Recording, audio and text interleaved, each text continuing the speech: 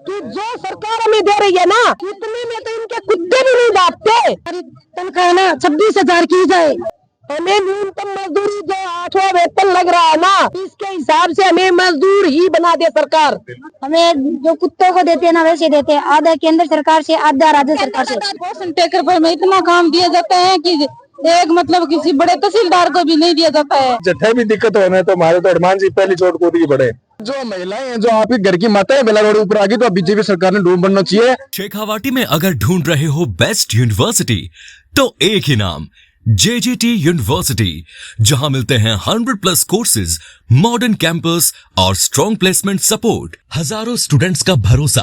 अब आपकी बारी, आज ही एडमिशन ले JJT यूनिवर्सिटी के साथ और बनाए अपना सपना सच। नमस्कार साथियों, तो देख रहे हो जलको मीडिया और मैं हूं चूरू से पत्रकार कौशल शर्मा।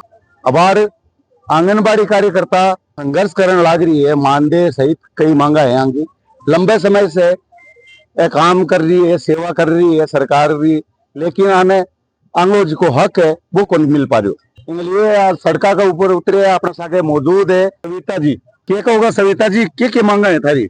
हमारी मांग यही है कि सरकार हमारे साथ जो दुर्व्यवहार कर रही है ना, वो बंद करे। हर विभाग का कार्य हमारे ऊपर थोपा जा रहा है। और आज हमने कलेक्टर साहब को ज्ञापन दिया है, तो कलेक्टर साहब ने हमें आश्वासन दिया है कि आपकी केंद्र की राज्य की मांगे होंगी, ये हमारे स्तर का मामला हो तो हम सोल्व करते हैं। आगे बिल्कुल कलेक्टर साहब का बढ़िया रवैया था, उन्होंने बोल दिया कि हम आगे भेज देंगे, कोई दिक्कत नहीं है। कलेक्टर साहब की तरफ से तो हमें कोई शिकायत नहीं है, लेकिन हम जो राज्य में बैठे हैं हमारे मंत्री, हम उनसे बोल रहे हैं कि आप हर बार अपना जो इन्होंने वादा किया था चुनावी, उसके अंदर हमें 13,000 रुपए देने के लिए मानदेय का कहा था, तो वो भी नहीं किए। और 10% हमारा बढ़ाया है, वो भी समय पे नहीं दे रहे। और 166 रुपए में हमें मोबाइल का रिचार्ज दे रहे, न हमें बढ़िया क्वालिटी के कोई मोबाइल दे रखे।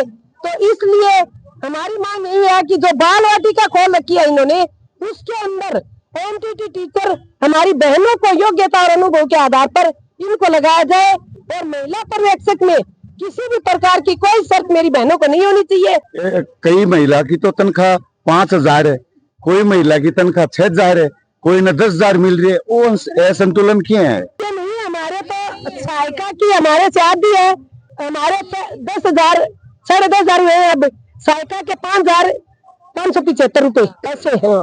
अब हमारे इंक्रीमेंट लगाते हैं वो 61 रुपए, लेकिन संतुष्ट हो गए इतना रुपया में काम चल जाएगा तो नहीं है संतुष्ट। हम ये कहते हैं कि जो सरकार हमें दे रही है ना, इतने में तो इनके कुत्ते भी नहीं दाबते।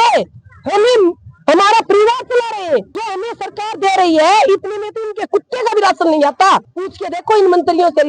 तो अब थारी तनख्वाह कितनी होनी चाहिए? परमानेंट किया जाए, बस बात ही है। हमें सिर्फ परमानेंट किया जाए, कोई हम तनख्वाह का इसका इशू नहीं रखेंगे। परमानेंट कर दो हमें। परमानेंट करे कितनी तनख्वाह हो जाए? कम से कम 25-30 हजार रुपये तो होगी। हमें न्यूनतम मजदूरी जो 8वां वेतन लग रहा है ना, इसके हिसाब से हमें मजदूर ही बना दे सरकार।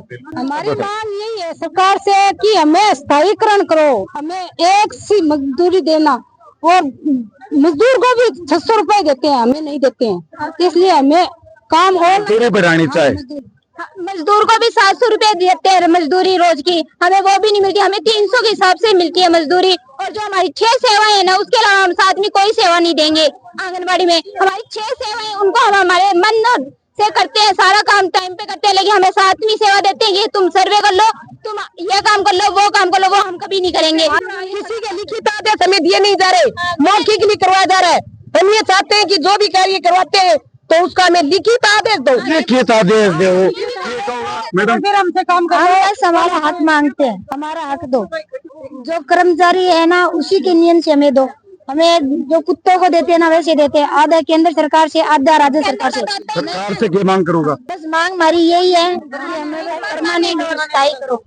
सरकार से हमारी मांग है कि हमें नियमित करें, पेंशन दे, ग्रेजुएटी दे, और दोनों जगह से जो आधा टुकड़े में आता है उसको एक जगह करके दे। और ये कंप्यूटर ऑपरेटर का जो 10-15 हजार मंथली मिलते हैं, वो काम इस 10,000 में से हमसे करवाते हैं, तो हमारी तनख्वाह ना 26,000 की जाए। ये कहूँगा हम आंगनबाड़ी केंद्र के अंदर पोषण टैकर पर काम करते हैं, उसका हमें सही समय पर वेतन दिया जाए। पोषण टैकर पर में इतना काम दिया जाता है कि एक मतलब किसी बड़े तहसीलदार को भी नहीं दिया जाता है। इतना कार्य करते हुए भी हमें पोषण टैकर का पूरा वेतन नहीं मिलता है। इतना काम है कि हमें दूसरे बच्चों का कुपोषण मिटाते मिटाते हमारे बच्चे कुपोषित हो रहे हैं। और संडे के दिन भी फ्री नहीं है, फिर दूध आ जाता है, राशन आ जाता है, हर काम में हमारी ड्यूटी लगाई जाती है। चुनाव में आंगनबाड़ी को सौंप दो, कहाँ भी आरएलपी का नेता यहाँ से तक करांगा सर, आज समर्थन दिए थे हमें क्या होगा, क्या ही मांगा है और क्या जायज मांगा है कि भाई साहब इनकी जो भी मांगा है ना, बैंक ऐसा लोकतांत्रिक पार्टी की बिल्कुल आधी रात में खड़ी है सिन्नू तान की।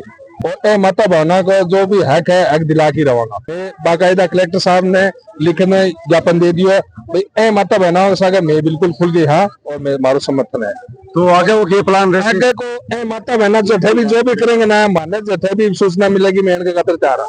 आज मैंने बात को महसूस हो जागो, कलेक्टर साहब को फोन भी आगो और भी फोन कर रहे हैं, जठे भी दिक्कत होने तो हमारे तो हनुमान जी पहली चोट कूद की बड़े बात है। तो अब धरणु जी तो यो राजस्थान लेवल को काम है भाई जी, अकेले चूरू चूरू को राजस्थान लेवल को कोई हनुमान जी बिल्कुल अगेन चाल हनुमान जी बिल्कुल आऊंगा राजस्थान लेवल पे, या जरूरत पड़ेगी बिल्कुल आऊंगा। पहली बात तो ए माता बहना में इतनी शक्ति है, ये एक जगह काम करेंगे ना तो पहली बात जरूरत ही कौन पड़ेगी, सरकार काम करेगी। एजेंडा देखो हम चूरू के अंदर जो भी काम होगा ना सारे समाज का और सबके, जहाँ भी कोई दिक्कत होगी जरूर वहाँ हम खड़े मिलेंगे। सर जी मारो प्रदर्शन है वो आप हर जगह दिख रही है, ठीक है आप बात है ये चीज तो मैं सहमत हूँ। मारे प्रदर्शन को नहीं, हर 4 दिन पहले कलेक्टर साहब ने ज्ञापन दिया, आप सरकार बुला मन आश्वासन मिल रहा है कलेक्टर साहब को काम पूर्ण हो। आज जो बीजेपी की सरकार है, आज सिर्फ जो इंडस्ट्रियलिस्ट टीम बाकी सरकार है, गरीब शोषित पीढ़ी की सरकार रही को नहीं, क्योंकि जो महिलाएं हैं जो आपके घर की माता है बेला रोड ऊपर आ गई, तो बीजेपी सरकार ने डूब बनना चाहिए। कम से कम जो एक इंडस्ट्रियलिस्ट है, एक बिजनेसमैन है, उसको फायदा पहुंचा रहे हो। जो गरीब शोषित पीढ़ा उसका क्या होगा इस जमाने के अंदर, आप ये बताओ। आप जो राज्य के अंदर बैठे हुए जो मंत्री संतरी जो भी हैं, उनके सभी घर में माताएं बहनें होती हैं। ये रोड पे देख के इनको देखना चाहिए कितना दुख होता है, हमको होता है इनको देख के दुख कि इन माताओं बहनों को रोड पे आने की जरूरत कहाँ पड़ चुकी है। ये सरकार की विफलता है, साफ विफलता है बीजेपी सरकार की। और ये बीजेपी सरकार का अगेलिया रहता प्रशासन आगे बात नहीं माने तो थारो प्रभावी कदम किए रहो। कलेक्टर उसका घेराव करेंगे इन माताओं बहनों के साथ, इनकी मांगे बिल्कुल भाई साहब माता बहनों के साथ है और इनके आगे खड़े होंगे, पीछे नहीं होंगे, इनके आगे खड़े होंगे। इनके किसी के भाई है किसी के बेटे हैं और हमारा फर्ज निभाएंगे। प्रशासन जो करेगा वो करेंगे। कांग्रेस बीजेपी आपको चूरू के अंदर दिखे ना दिखे, राष्ट्रीय लोकतांत्रिक पार्टी हर गरीब शोषित पीढ़ी के साथ आपको सड़कों को दिखेगी और आपको नजर आएगी ये चीज। आज चूरू में तो मानियो धड़ों कर लियो, बाकी जिला में बेरोई को नहीं। आवाज वाइट हो जो पूरे राजस्थान में कुछ है और पूरे राजस्थान बहन बेटे और युवा सब सागे खड़े हुए। आज तारे में गिरे दो चार टापर, कोई दराड़ो और कोई टापर, कोई पोतो और कोई पोतो है ना, सबने तैयार करो, यार मार के करो, करो, एक सिस्टम बना के करो। तो आरएलपी समर्थन दे दिए धरने ने और वादों करी है कि अगली पंक्ति का महीने में खड़ा रहूंगा। और आप भी कही है चूरू की व्यवस्था अव्यवस्था ने सुधारने के लिए भी आपको कदम आगे बढ़ावेगा। अब सड़कों के ऊपर दिखेगी आरएलपी, वो वादों भी करी है। मैं कौशल शर्मा, ग्राउंड रिपोर्ट चूरू से, जलको मीडिया के लिए।